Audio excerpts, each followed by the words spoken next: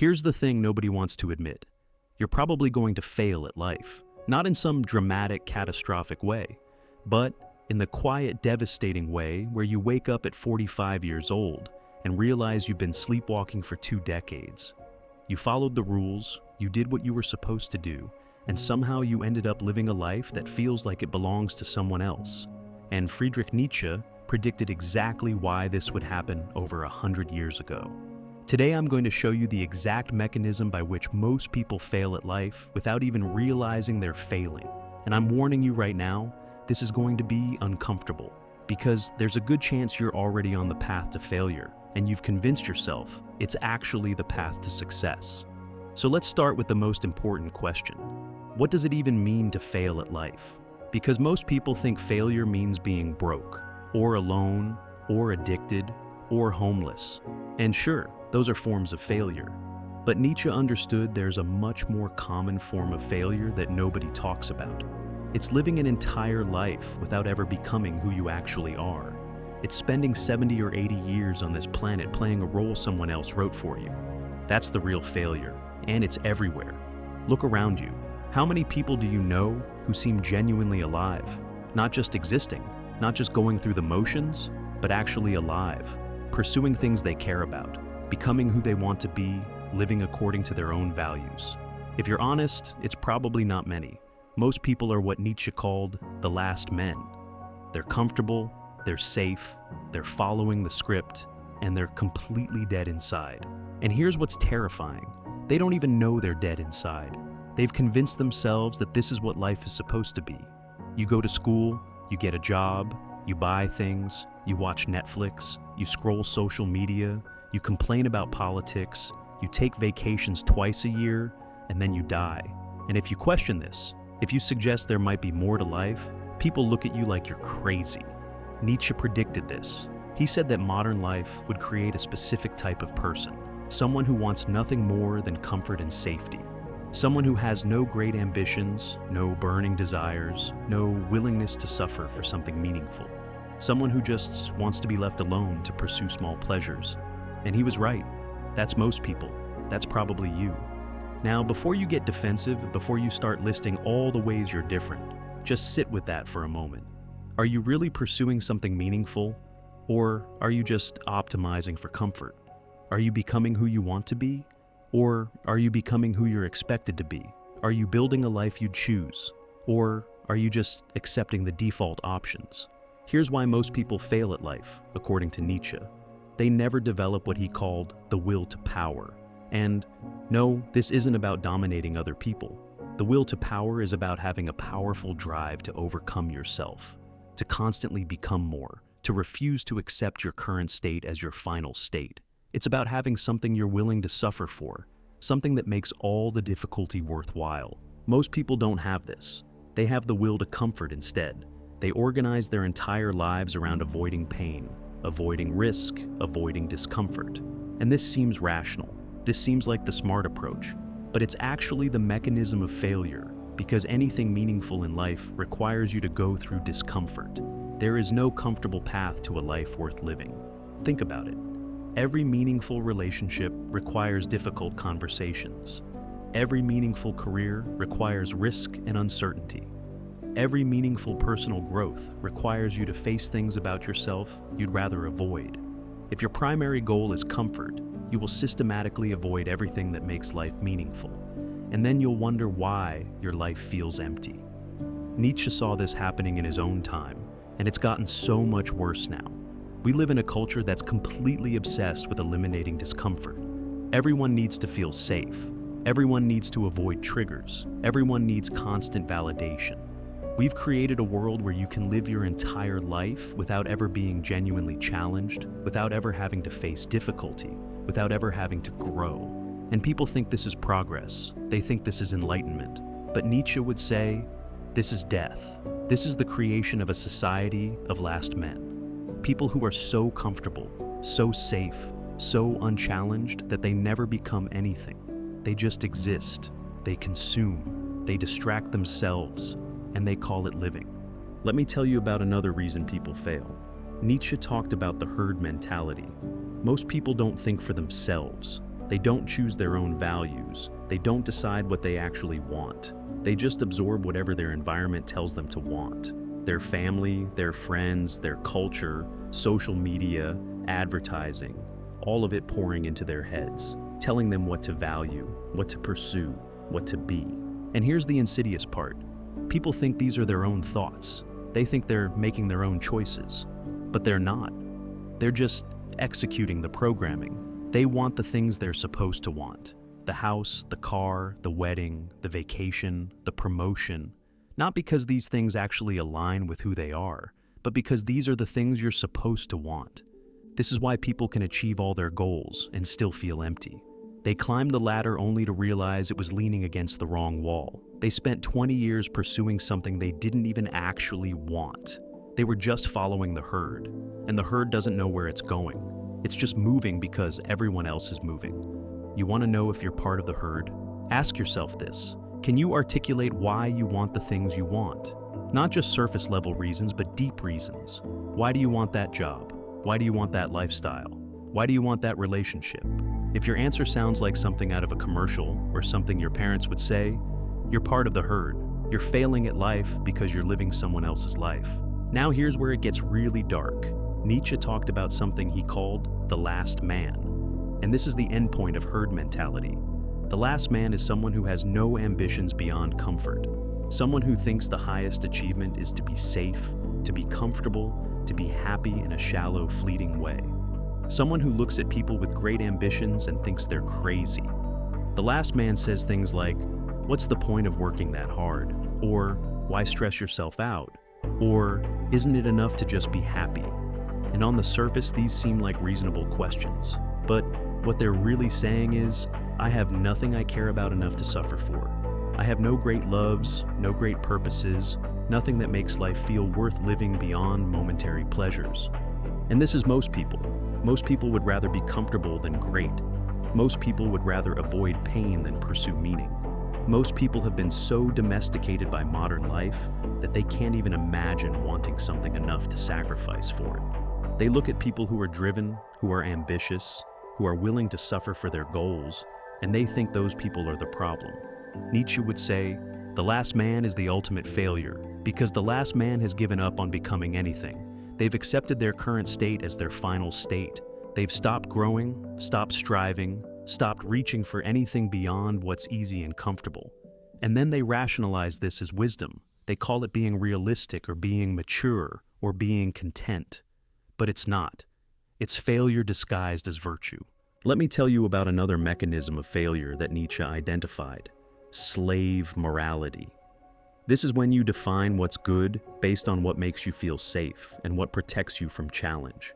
So, things like excessive humility, conformity, obedience, self-sacrifice, these become your highest values. And here's why this leads to failure. Because these values are designed to keep you small. Slave morality doesn't say, become great. It says, don't stand out.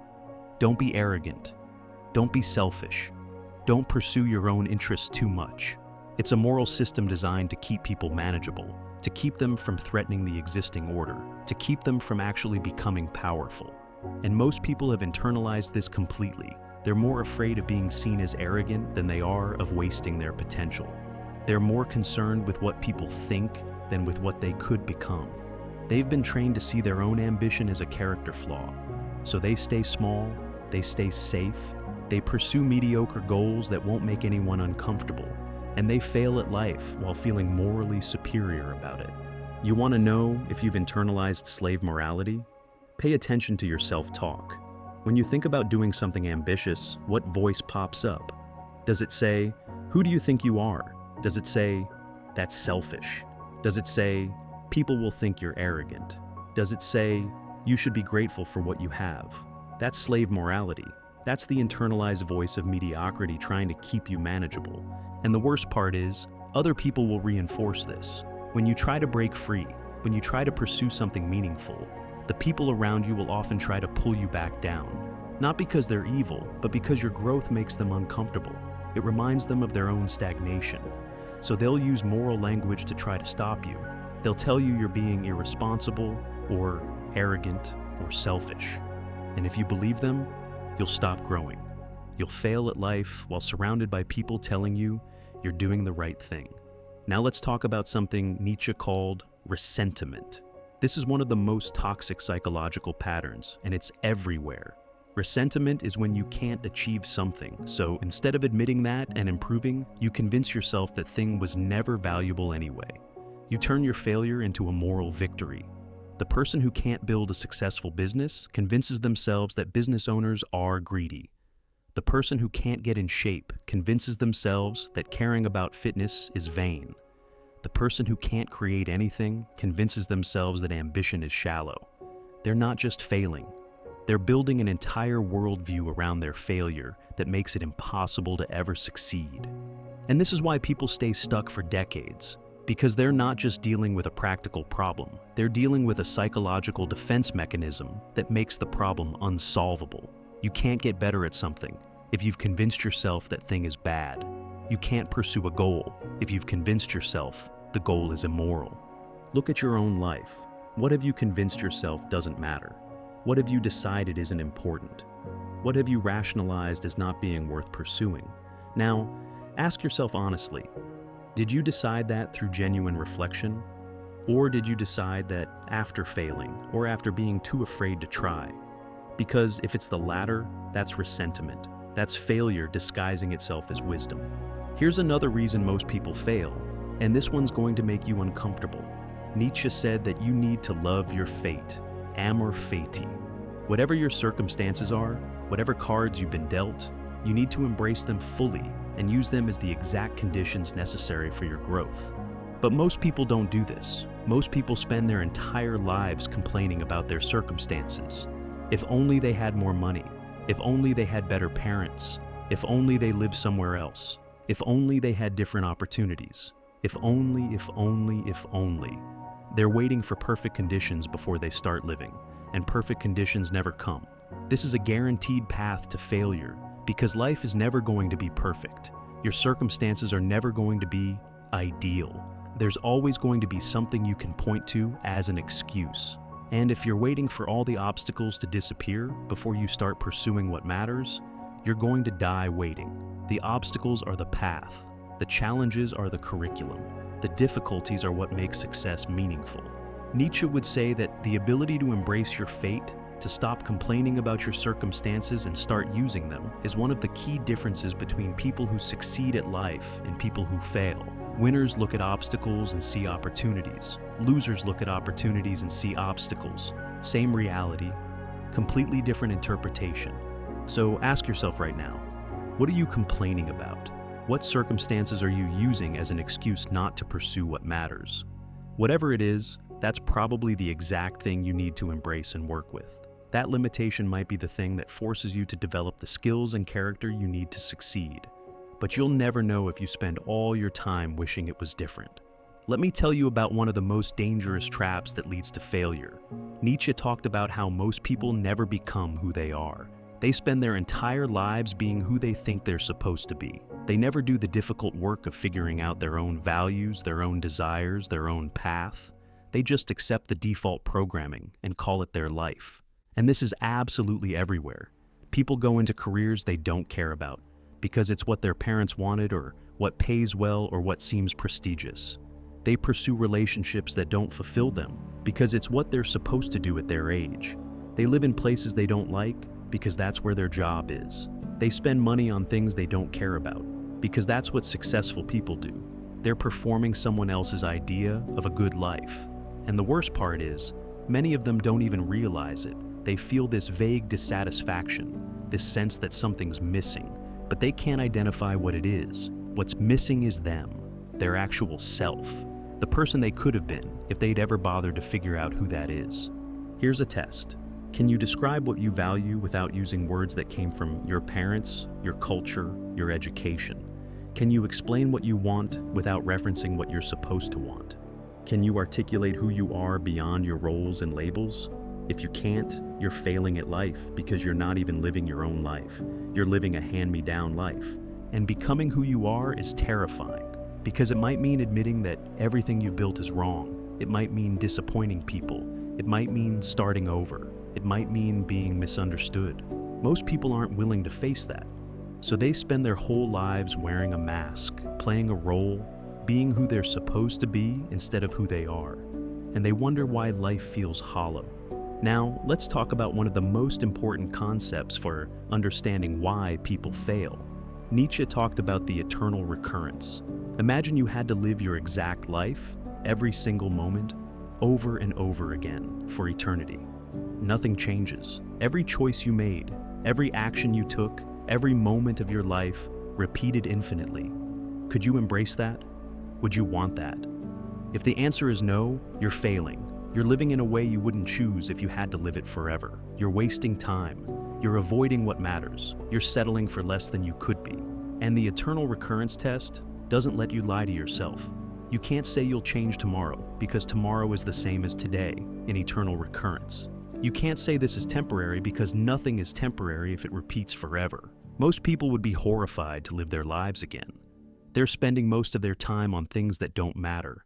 They're avoiding the challenges that would make life meaningful. They're settling for comfortable mediocrity. They're not becoming anything. They're just passing time until they die. And if you had to do that for eternity, it would be hell. But here's what Nietzsche is really saying with this thought experiment. You should live in such a way that you would choose to repeat your life eternally. You should be doing things that matter so much to you that you'd be willing to do them forever. You should be becoming someone you respect so much that you'd be happy to be that person for eternity. That's what it means to succeed at life. So, use this test right now. If you had to live today over and over forever, would you be okay with that? What about this week, this month, this year? If the answer is no, what are you doing? Why are you living in a way you wouldn't choose to repeat? Why are you wasting your limited time on Earth doing things that don't matter enough to do forever? Here's another massive reason people fail that Nietzsche identified. Most people are addicted to pity, not just feeling pity for others, but wanting pity for themselves. They love being victims. They love having excuses. They love explaining why their life is hard and why nothing is their fault. And this feels good in the moment because it absolves them of responsibility. But it's absolutely poisonous, because when you see yourself as a victim, you give away all your power. If nothing is your fault, then you can't change anything. You're just floating along, buffeted by circumstances, unable to control your own life. And this is comfortable in a sick way because it means you never have to try. You never have to take risks. You never have to face the possibility that you could have done better. Nietzsche would say that pity, especially self-pity, is one of the most destructive emotions because it keeps you weak, it keeps you stuck, it gives you permission to fail. And our modern culture is completely soaked in this. Everyone's competing to be the biggest victim. Everyone's got a reason why they can't succeed. Everyone wants sympathy instead of solutions. And if you're stuck in this mindset, you will fail at life. Guaranteed, because you're not taking responsibility for your life. You're not seeing yourself as the author of your own story. You're seeing yourself as a passive character to whom things happen. And as long as you see yourself that way, nothing changes. The shift you need to make is brutal but necessary. Everything in your life is your responsibility. Not your fault necessarily, but your responsibility. Your circumstances, your emotions, your relationships, your career, your health, all of it. Even the things that happened to you that genuinely weren't your fault. Your response to those things is your responsibility. And until you accept that, you're powerless. Let me tell you about one more way people fail. Nietzsche talked about the death of God, and most people completely misunderstand what he meant. He wasn't celebrating, he was warning us. He was saying that when people stop believing in traditional religion and traditional values, they don't automatically become free thinkers. Most of them just find new things to worship, new authorities to obey, new dogmas to follow. And he was absolutely right. Look at modern life. People who don't believe in God believe in science as if it's infallible. They believe in political ideologies as if they're absolute truth. They believe in social media consensus as if popularity equals correctness. They've just replaced old authorities with new authorities. They're still following the herd. They still haven't learned to think for themselves. This is why most people fail. They never develop intellectual independence. They never question deeply. They never examine their own beliefs and values to see if they're actually true, or if they just absorb them from their environment. They're mentally lazy. They want someone else to tell them what to think, what to value, what to pursue, and then they spend their lives living according to these unexamined beliefs. Nietzsche's solution was to become what he called a free spirit, someone who questions everything, someone who thinks for themselves, someone who creates their own values based on what actually enhances life, rather than just accepting whatever values they inherited. But this is difficult. It's lonely. It means you might come to conclusions that separate you from the herd. And most people aren't willing to pay that price. So they stay in the herd. They think what they're supposed to think. They want what they're supposed to want. They live how they're supposed to live. And they fail at life because they never become individuals. They're just copies, variations on a theme, interchangeable parts in a machine. And deep down, some part of them knows it. Here's what this all comes down to. Nietzsche predicted that most people would fail at life because most people are not willing to do what's necessary to succeed. They're not willing to embrace difficulty. They're not willing to think independently. They're not willing to take full responsibility. They're not willing to question their programming. They're not willing to risk comfort for meaning. They're not willing to become who they actually are instead of who they're supposed to be. Success at life, real success, requires you to be exceptional. Not in the sense of being better than others, but in the sense of being an exception to the rules. You have to be willing to suffer for something meaningful. You have to be willing to stand alone. You have to be willing to be misunderstood. You have to be willing to face difficulty that others avoid. You have to be willing to become your own person in a world that wants you to be a copy. And most people aren't willing to do that. They want success, but they want it to be comfortable. They want meaning, but they don't want to suffer for it. They want to be individuals, but they don't want to separate from the herd. They want transformation, but they don't want to change. And so, they fail. Not dramatically, but quietly. Not all at once, but slowly, year after year, until they wake up one day and realize they wasted their life. But here's the thing. It doesn't have to be that way. You can choose differently, right now, today. You can decide to stop following the herd. You can decide to embrace difficulty. You can decide to figure out who you actually are. You can decide to take full responsibility for your life. You can decide to pursue something meaningful regardless of whether it's comfortable. The question is, will you, or are you going to prove Nietzsche right? Are you going to be another person who fails at life because it's easier than succeeding? Are you going to be another last man, comfortable and safe and completely dead inside? Are you going to spend your one life being who you're supposed to be instead of who you are? That's the choice. And it's not a one-time choice. It's a choice you make every single day. Every time you face discomfort, you choose whether to embrace it or avoid it.